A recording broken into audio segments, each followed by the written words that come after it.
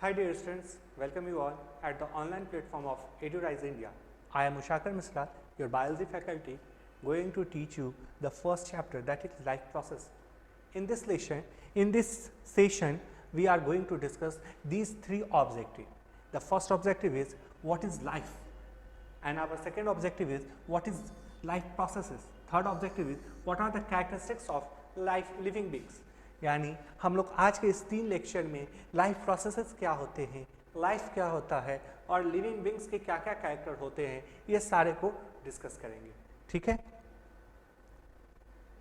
So our first question was what is life processes. लाइफ प्रोसेसेस कहने का मतलब है द बेसिक फंक्शन, वो सारा फंक्शन जो हम लोग परफॉर्म करते हैं, यानी कोई लिविंग ऑर्गेनिज्म परफॉर्म करता है किस चीज के लिए, अब maintain their life on the earth. Life processes क्या है, बेसिक फंक्शन जो हम लोग या कोई भी लिविंग ऑर्गेनिज्म परफॉर्म करते हैं किस चीज, क्यों, क्योंकि हम लोगों को अपना लाइफ मेंटेन करना है इस अर्थ पे. उस सारे प्रोसेस को हम लोग लाइफ प्रोसेस कहते हैं. जैसे क्या क्या हम लोग बेसिक फंक्शन बाबू कर सकते हैं, जैसे कि डाइजेशन, जैसे कि हम लोग क्या कर सकते हैं, रिस्पायरेशन,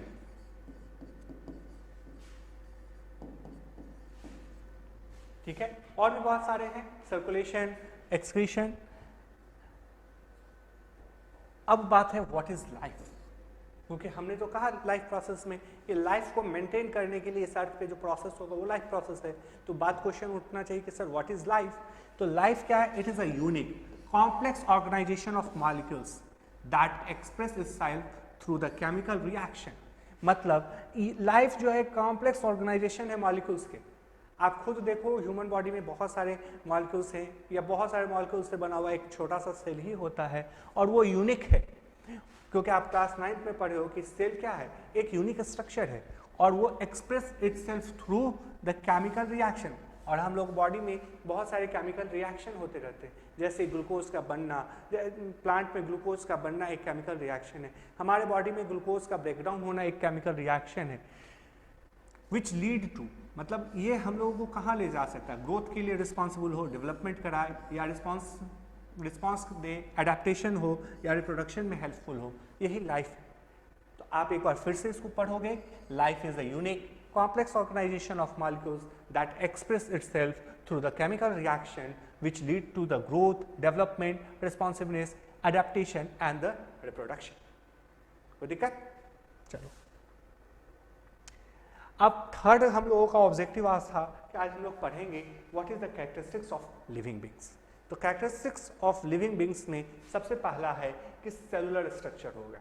लिविंग ऑर्गेनिज्म चाहे वो यूनिसेलुलर हो चाहे वो मल्टी सेलुलर हो, दैट डजेंट मैटर, लेकिन सारे के सारे लिविंग ऑर्गेनिज्म एक सेल से, एक सेलुलर स्ट्रक्चर से बने होते हैं. जैसे कि अब बोलोगे सर ये कैसे डेवलप किया, तो आप इस पिरामिड में देख सकते हो कि सबसे पहले एटम होते हैं, जैसे हाइड्रोजन एटम है, जैसे ऑक्सीजन एटम है, बहुत सारे एटम्स मिलकर कुछ मॉलिक्यूल्स बनाते हैं, सच एज वाटर. वाटर के लिए कौन कौन सा जरूरत है, एक हाइड्रोजन चाहिए, ऑक्सीजन चाहिए, मीथेन, इथेन, ये सब चीज़ बहुत सारे मॉलिक्यूल्स से बने हुए मॉलिक्यूल्स, बहुत सारे एटम से बने हुए मॉलिक्यूल्स से. बहुत सारे मॉलिक्यूल्स जो हैं या जिसको बायो मॉलिक्यूल्स आप कह सकते हो, जैसे कि कार्बोहाइड्रेट, फैट, लिपिड, ये सारे से कुछ सेल डेवलप होता है. बहुत सारे सेल का एक्यूमुलेशन जो होगा वो टिश्यू को डेवलप करेगा और बहुत सारे टिश्यू जो है एक जगह एक्यूमुलेट होकर एक जैसा फंक्शन या एक जैसे फंक्शन को हेल्प करेंगे, तो वो एक ऑर्गन को डेवलप करेगा. और बहुत सारे ऑर्गन एक दूसरे से सेम फंक्शन के लिए कनेक्टेड हों तो वो ऑर्गन सिस्टम को डेवलप करेगा. और बहुत सारे ऑर्गन सिस्टम जो हैं जब वो एक दूसरे को सेम फंक्शन के लिए हेल्प करे तो वो एक ऑर्गेनिज्म को डेवलप करता है. ये एक हायरार्की लिविंग ऑर्गेनिज्म में देखने को मिलता है, नॉन लिविंग ऑर्गेनिज्म में ये लैक होता है. अब हम लोगों का दूसरा पॉइंट जो था दैट इज मेटाबॉलिज्म. तो sir what is metabolism, metabolism होता क्या है, तो आप यहाँ लिख सकते हो some of all chemical reaction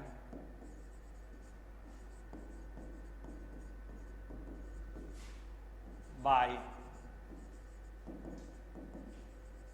living organism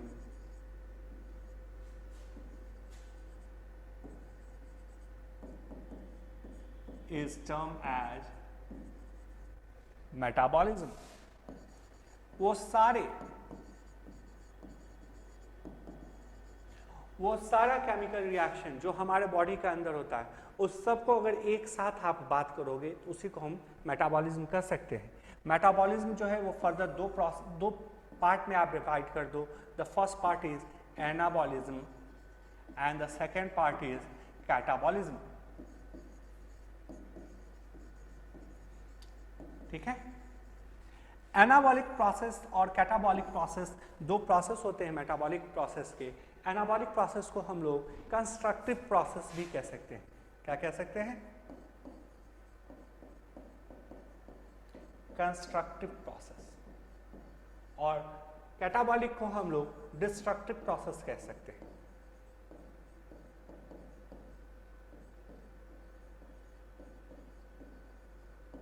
constructive process कहने का मतलब है डियर स्टूडेंट्स कि यहाँ छोटे छोटे बहुत सारे मॉलिक्यूल्स मिलकर एक कॉम्प्लेक्स मॉलिक्यूल्स के डेवलपमेंट को एक कॉम्प्लेक्स मॉलिक्यूल्स को डेवलप करेंगे। जबकि कैटाबॉलिज्म में क्या होगा डियर स्टूडेंट कि यहाँ एक बड़ा सा मॉलिक्यूल्स एक बिगर मॉलिक्यूल्स अपने छोटे छोटे फ्रैगमेंट्स में टूट जाएंगे। इसीलिए एनाबॉलिक को कंस्ट्रक्टिव प्रोसेस और कैटाबॉलिक को हम लोग डिस्ट्रक्टिव प्रोसेस कहते हैं।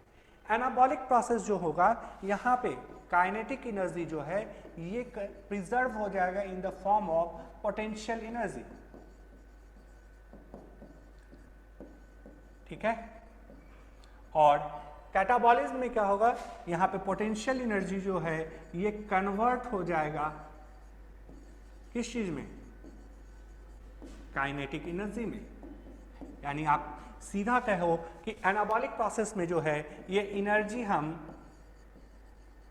स्टोर कर रहे हैं in the form of bond, क्योंकि कॉम्प्लेक्स मॉलिक्यूल्स बनाने के लिए बहुत सारे बॉन्ड्स को डेवलप करना होगा। तो उस बॉन्ड के रूप में हम बहुत सारे एनर्जी को स्टोर कर रहे हैं एनाबॉलिक प्रोसेस में।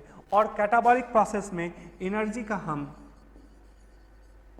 यूज कर रहे हैं, क्योंकि बहुत सारे जब बॉन्ड टूटेंगे तो वो एनर्जी देगा। अब बात है कि एनाबॉलिक कौन सा प्रोसेस होगा और कैटाबॉलिक कौन सा प्रोसेस होगा। तो फोटोसिंथेसिस जो है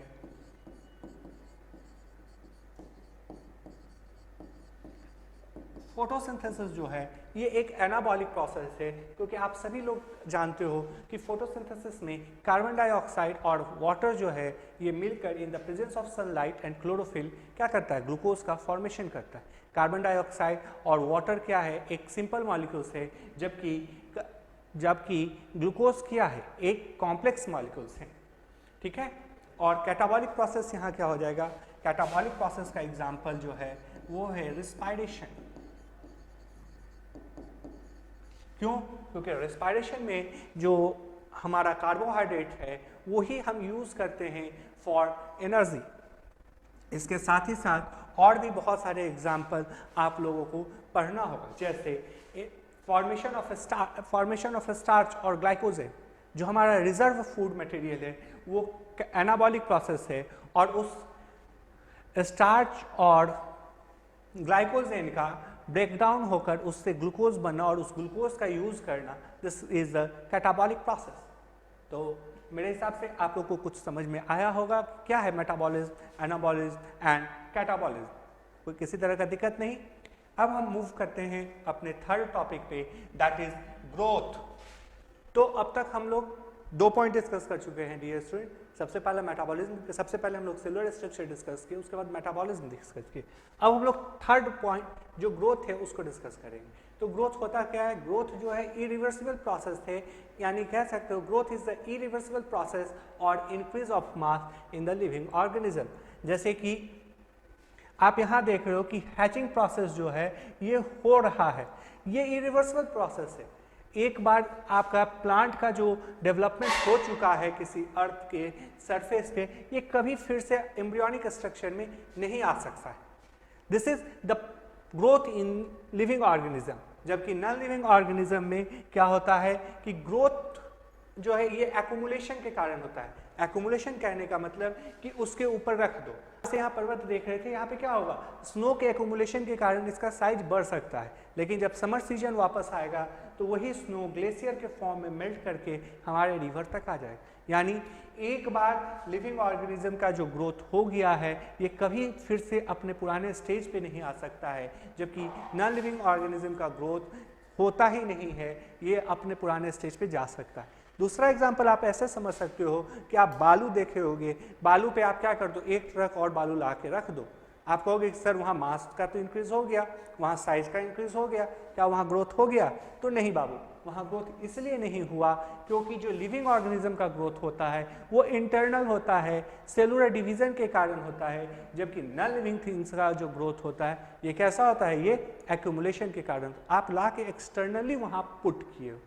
ठीक है, अब हम लोग बात करते हैं चौथे पॉइंट के बारे में। The fourth point is consciousness. Consciousness कहने का मतलब चेतना। आप ऐसे समझो कि अगर आपको कोई हथौड़ी से मारेगा तो आप उसको क्या करोगे, उसको भी मारोगे, लेकिन आप बेंच बनाते हो या कुर्सी बनाते हो तो उस समय नेलिंग करते हो, वहाँ आप किसी तरह के वुड से एक्सपेक्ट नहीं करते हो ये किसी तरह का एक्शन रिवर्ट करे। This is all about the consciousness. आप कह सकते हो कि कॉन्शियसनेस वो प्रोसेस है जिसके कारण हम अपने अगल बगल की जो इन्वायरमेंट है उससे आने वाले सभी तरह के स्टिमुलाई से फीलिंग लेते हैं, स्टिमुलाई से हम लोग फीलिंग लेते हुए उसके प्रति एक अलग तरह का एक्शन दिखाते हैं। जैसे कि आप यहाँ देख सकते हो कि यह बच्चा एक डमी को हिट कर रहा है, नो प्रॉब्लम, डमी किसी तरह का रिएक्शन नहीं दिया, जबकि इस लेडी को एक उसी तरह का हिटिंग हुआ, इस लेडी ने क्या किया, उस आदमी को हटाया, किक आउट किया। This is the consciousness. ये लिविंग ऑर्गेनिज्म कर सकते हैं जबकि नॉन लिविंग ऑर्गेनिज्म ऐसा नहीं कर सकता है। ठीक है, अब हम लोग बात करेंगे कि आज के इस लेक्चर में हम लोगों ने क्या सीखा। आज के इस लेक्चर में हम लोगों ने सीखा कि लाइफ क्या होता है, लाइफ प्रोसेसेस क्या होते हैं, और अब हम लोग ये देखेंगे कि लाइफ के जो कैरेक्टर्स हम लोग पढ़े हैं उस कैरेक्टर्स के आधार पे आज हम लोग डिफरेंस कर देंगे नॉन लिविंग थिंग्स और नॉन लिविंग थिंग्स में। तो living things possess life, the big question is what is life, ये हम लोगों ने आज के सेशन में डिस्कस कर दिया है, जबकि नॉन लिविंग थिंग्स में लाइफ नहीं होगा। दूसरा, living things are sensitive and responsive to the stimuli, यानी आप इसी चीज़ को हम लोगों ने अभी अभी देखा है, that is consciousness. Living things conscious होते हैं जबकि non living things are non conscious या non sensitive. Next point, living things जो है यहाँ पे मेटाबॉलिक रिएक्शन होगा, यानी मेटाबॉलिज्म लिविंग थिंग्स शो करेंगे, जबकि नॉन लिविंग थिंग्स में किसी तरह के मेटाबॉलिक रिएक्शन नहीं होगा।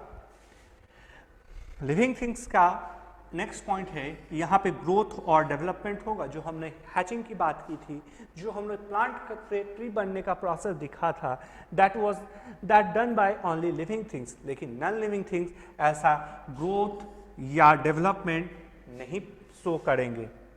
The next point is living things जो है ये मूवमेंट भी शो करते हैं, जबकि नॉन लिविंग थिंग्स मूवमेंट नहीं शो करते। अब बिग क्वेश्चन अराइज, क्या प्लांट मूवमेंट शो करता है? तो आप सभी ने एक फूल देखे होंगे जिसको सनफ्लावर कहा जाता है, वो सन के डायरेक्शन में फेस आउट करता है, दैट इज व्हाट। आप इसी तरह से देखोगे ट्रेंडविल का भी मूवमेंट होता है। ठीक है, तो लिविंग थिंग्स के एग्जाम्पल क्या क्या हो गए, human, animal, plant, insects and many more. जबकि नॉन लिविंग थिंग्स के एग्जाम्पल क्या हो जाएंगे, bench, desk, rock, pan, building, gadgets. ठीक है डियर स्टूडेंट्स, तो आज के सेशन के लिए हम लोग यहीं तक। Thank you. Subscribe to our YouTube channel and press the bell icon to get the latest update. Register on our website eduriseindia.com to join our live classes.